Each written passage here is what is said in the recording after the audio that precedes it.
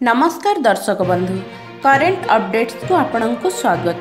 नजर देवा देशर किछि मुख्य खबर उपरे। श्रमिकों पई रेलबाई तरफरु चलीथिबा स्वतंत्र ट्रेन रो समस्त खर्च बुझिबे राज्य सरकार।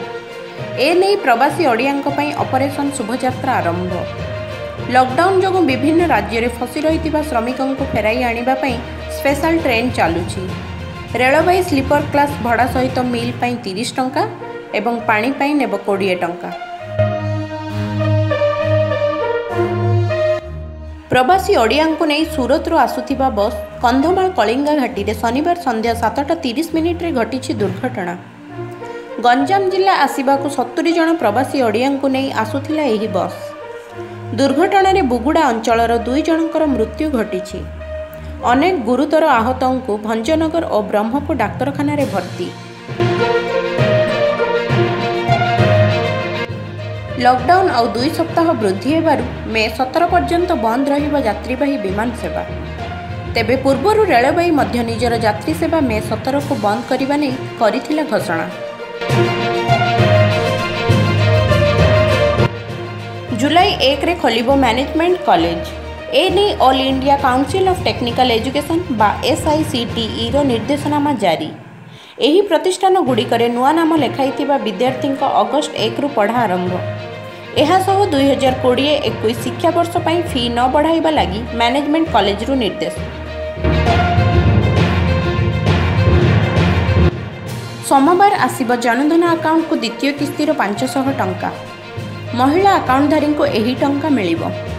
जार अकाउंट नंबर शेष में 0 और 1 थिबो सेमाने मे 4 रे उठाइबे टंका। सेहीपरि खातार शेष संख्या 2 और 3 पई मे 5, मे 6 रे खातार शेष संख्या 4 और 5, मे 8 रे खातार शेष संख्या 6 और 7 एवं 8 और 9 शेष अंक थिबा खाताधारी माने मे 11 रे उठाई परिबे टंका। आजिठु दूरदर्शन रे प्रसारित हेबो लोकप्रिय पौराणिक धारावाहिक श्रीकृष्ण। रविवार ठारू प्रत्येक दिन राति 9टारे प्रसारण को नहीं केंद्र सूचना प्रसारण मंत्री प्रकाश जावड़ेकर कहिसंती। सेहीपरि धारावाहिक रामायण को एप्रिल 16 रे 7.7 कोटी दर्शक देखिबा, जहाँकि विश्वर समस्त शो ठारू सर्वाधिक। TRP रो सबुठु उच्चरे हॉलीवुड रो गेम ऑफ थ्रोन्स को मध्य पछरे पकाई देछि।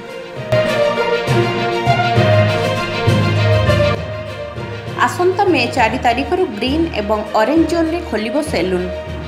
सेहीपरि 3टी जोन रे मद बिक्री नहीं किछि शर्तमूलक गाइडलाइन जारी होइछि।